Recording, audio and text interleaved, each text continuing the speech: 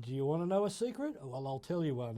We've got Matthew Dickinson in the studio. So good morning to our wonderful Mayor of Dubbo. How are you today? Good, thanks, Chris, and thank you. Perfect song to put on, so I can tell you all the secrets from council. Just you and I, Chris. Okay, don't tell anyone else. Nobody else will hear it. No, of course they will. All right, mate. Now, look, you had a big night last night. So tell us about this building summary that happened. So every month when we have our committee meetings, and last night, when you say a big night, I wasn't out at the pub or anything like that. It was a big night of council meetings. Yes, of course. And so we had our 3 standing committee meetings last night. And one of the things that we do at all of those standing committee meetings is we have a building summary and we show where things are up to for the year. It's a really interesting time for building summaries or buildings across the nation at the moment because we've got an increase in interest rates. That's obviously to try and cool down the market overall, not just the housing market, but cool down spending overall. We've also got building materials going up in price. We've got the cost of buildings going up. We've got a lack of tradespeople, not enough tradespeople to build all the homes that we need. So you'd expect buildings to go down. You expect building approvals to go down. On the flip side of that, regional areas, in particular Dubbo, very popular place to be. Lots of people want to move here. And we've also got a renewable energy zone, some other major projects on our doorstep, so that's increasing the demand. So you mix all that together, and what's that do? Well, we've got 2 months so far of this financial year, and just basing it on those 2 months so far, the value of the DAs that we've approved based on year, so these 2 months of this year compared to last year, a 78% increase in the value of those DAs approved. So that's pretty impressive. It is. And if you extrapolate from those first 2 months and keep the same average going, then, and you've got a graph in front of you there, you go back to the 2015-16 financial year. That was our best ever year for approvals, for DA approvals. It dropped down since those. It's been coming back up the last year or two. But if those approvals go through at the same rate, it will easily be our best year ever for DA approval. So despite some of the doom and gloom around the country, despite some of the drops in various spending and certainly building across the nation, Dubbo Regional Council is going quite well in our area, which is fantastic news. It is, rather, because it is a lot harder to get a building built these days with the lack of tradesmen and so on and so forth. And just the material costs. I mean, I did talk to one particular company. They said that over the last 3 years, some materials have gone up by 30%, some as high as 50%. So that does make buildings more expensive, obviously, so it makes it harder for people to get into those buildings. But again, Dubbo's looking pretty good at this stage. Now, we're not going to rest on our laurels and say everything's okay. We've still got to keep trying to work out ways we can keep that ticking away. But the reality is there's demand there, Chris. People want to be in Dubbo, so people need somewhere to live. Exactly, and of course a lot more people are doing the tree change these days. Oh, they are, that's exactly right. And they're discovering that they can keep working for a company in Sydney, for example, but not have a 1-hour commute to work and not live in an incredibly expensive location. Even though prices are going up in Dubbo, which is good from an investment point of view, it's still a lot cheaper than somewhere like Sydney. Oh, of course, I wouldn't live anywhere else. How good. Now, the Duke of Wellington Bridge, being that Wellington is part of us here in Dubbo, well, your department that is. So what's going on with the flood damage treatment options that you've got on the board? So keep in mind that last night, the committee meetings, they don't make council resolutions. What we do at committee meetings is we discuss things, we talk about things, we look at things like building summaries, but then they get passed through. In 2 weeks' time, we'll have a council meeting, and that's where final resolutions are made. But they give you a pretty good indication of how councillors are thinking. So last night, councillors voted to make a recommendation to council to go forward and explore the repairs around the entrances to the Duke of Wellington Bridge, because during the floods, the Bell River got to the point where the riverbank collapsed and you can't access the Duke of Wellington Bridge anymore. The repair bill, though, Chris, is the scary part.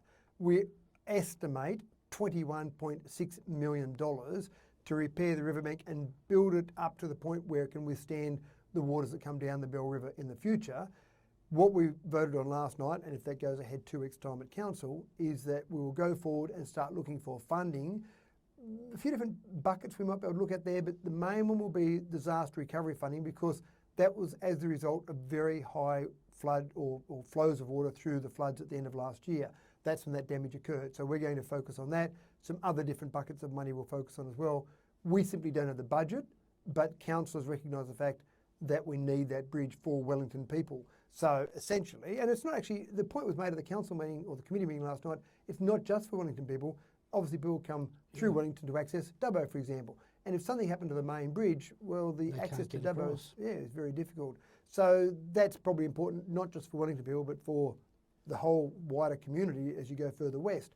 So that's $21.6 million. We'll further explore that funding and those funding opportunities. And the vote for council, I think, will be pretty easy if we get access to that funding from other levels of government.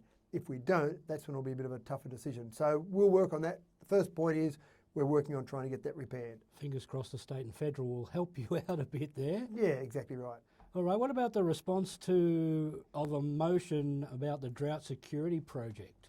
This goes back to the last council where $30 million was allocated from the state government to try and make this council area more drought resilient. And that money's been spent mostly already, and a significant amount of that money's been spent on having better access to bores, getting more water from our bore network. At the moment, we've got 3 gigalitres of water that we could get from our bores. If it got to the stage, for example, the Macquarie River wasn't flowing, and if you remember in that last drought back in 2019, Burrendong Dam got down to about 1%. Oh, that was very low. That's right. Now, the river was still having water come down there, but if it got to the stage where we couldn't pump water from the river for drinking water, for treating that water, then at that stage we would have had a lot less than 3 gigs. Now we've got to 3 gigs, but obviously that's not quite enough. Typically Dubbo could use 7, even up to 10 gigs, maybe even a little bit more than that in a year. So 3 gigs is not enough. The idea of that report to council was to look at what we've done so far with that $30 million and what we've got to do in the future. And the future really is more access to bores, more bore water, more licences. We don't get any special access to licences. We've got to go and buy those licences on the open market as anyone would have to do. But getting more access to those and then getting that water to the water treatment plant, that's an important part of that overall process. So we'll keep working on that. It was really just an update on where we're at the moment. Well, it's also another thing that you were talking about before. The more people that are moving up here, the more water we're going to be needing. And if I was going to move to somewhere regionally and I knew that one location had good security of water, had good access to water, even when there wasn't a lot of rain around, I'd be more likely to move there. I'd have more confidence in moving there rather than somewhere that every few years, you know, you're on extreme water restrictions and are you going to be able to turn on the tap and get water come out of it? What's going to happen there? So you're right, a lot of that is about confidence for the community as well, in particular those new residents. What about the South Bridge strategic concept? There's an update coming up. Next steps involved in what areas? Well, this is an interesting one. It was again started by the last council, but it all got a bit too hard, I think, for the last council, so they kind of paused it a little bit. We've got to make sure we keep going ahead with strategic processes. This is a bridge that will be serving local traffic, and it will be south of the LH Ford Bridge. So you've got the New Dubbo Bridge, which will be mainly highway traffic. That's obviously under construction as we speak. Got the LH Ford Bridge, which does do some highway traffic and some local traffic. This is further south, and there were a number of options that were discussed previously. There was a report done by GHD. We've narrowed it down now, again, based on the recommendation from the committee last night. We've narrowed it down to 2 options. One would join the highway or have an intersection on the highway at Mayoral Road and then come across and feed into Tamworth Street. The other one would join where the golf club intersection is on the highway and come across and feed up into Tamworth Street. Those 2 options we'll explore further. One of those 2 options is a $39 million project, the other is a $32 million project. I'm talking about tens of millions of dollars here for a couple of projects. I'm throwing these numbers around, but again, It's a lot of money. A lot of money. We don't have the funds to do that. The first point though is that we will, again, assuming this is resolved at council in 2 weeks' time, we'll give our staff the direction to go ahead and develop a business case further on those 2, narrow that down. Eventually we'll make a decision on which one of those 2 we'll go forward with, and that's when we'll start looking for money from the state government and the federal government. But logically, we've got to come to a decision first with some public consultation and then get to that point where we'll have a direction going forward. But it is an important part of the process, and as Dubbo gets busier, as Dubbo grows, we want to be able to have multiple ways to access each side of the river and get those people going through there. Ultimately, we'll have a southern distributor as well. So people in West Dubbo, if they needed to get to the school at Sheraton Road, for example, they may come across a bridge here, turn right on Macquarie Street, go around a southern distributor and link up to Sheraton Road. We're talking about maybe a decade down the track. But one thing that council needs to do, Chris, is make sure we are planning long-term strategic processes to have in place for the future of Dubbo.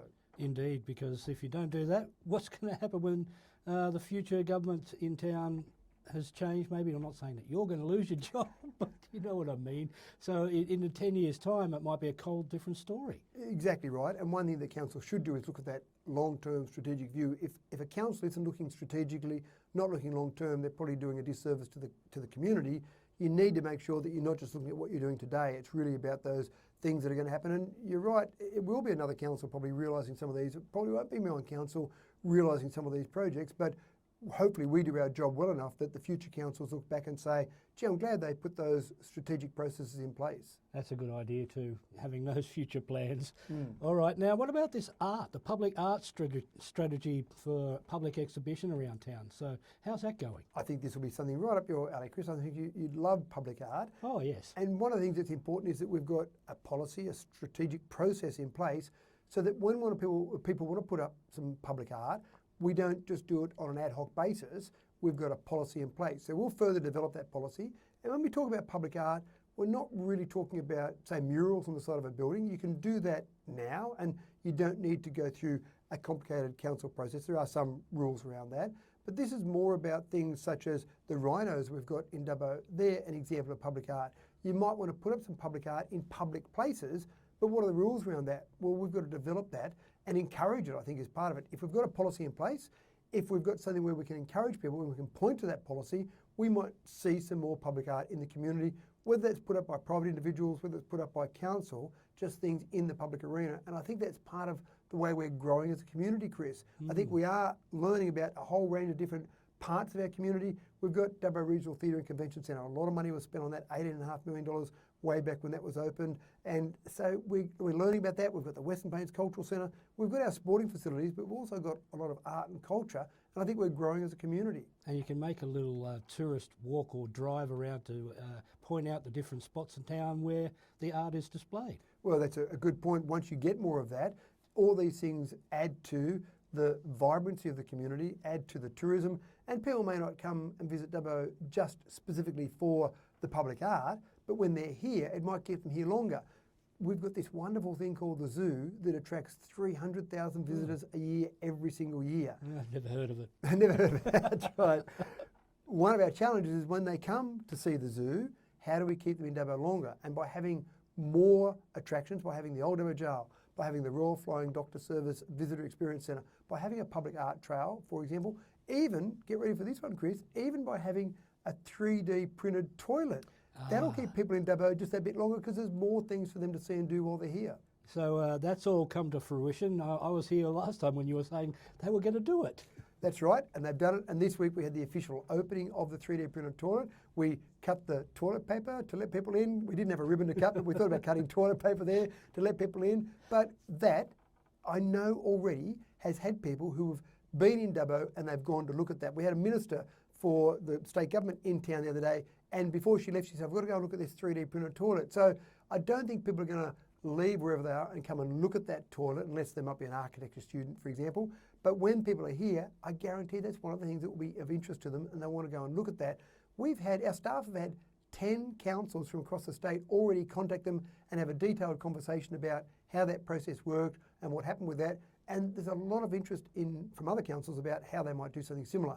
Our next challenge is to actually talk to some 3D printing companies about doing a house, not a toilet block, a house. And in fact, we've got a video conference this afternoon with one company who's very interested in looking at how they might start building houses in Dubbo using that same technology. So there's a lot of companies out there who are looking at it, a lot of countries around the world. We've had video conferences with companies from around the world about this process.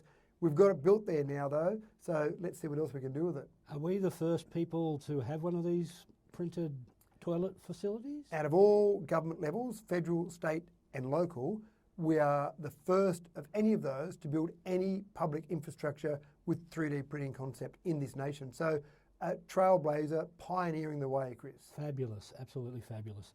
Auditing of signs across our urban areas of the LGA. So that's another point that you put across at the meeting. One of the things that was interesting from this is this stemmed actually from DCFM. I actually left DCFM one morning and there's a little vacant block beside DCFM here and there's a sign on that. And just as I turned around, I noticed that that sign was a bit dated. It had some information on there that was out of date.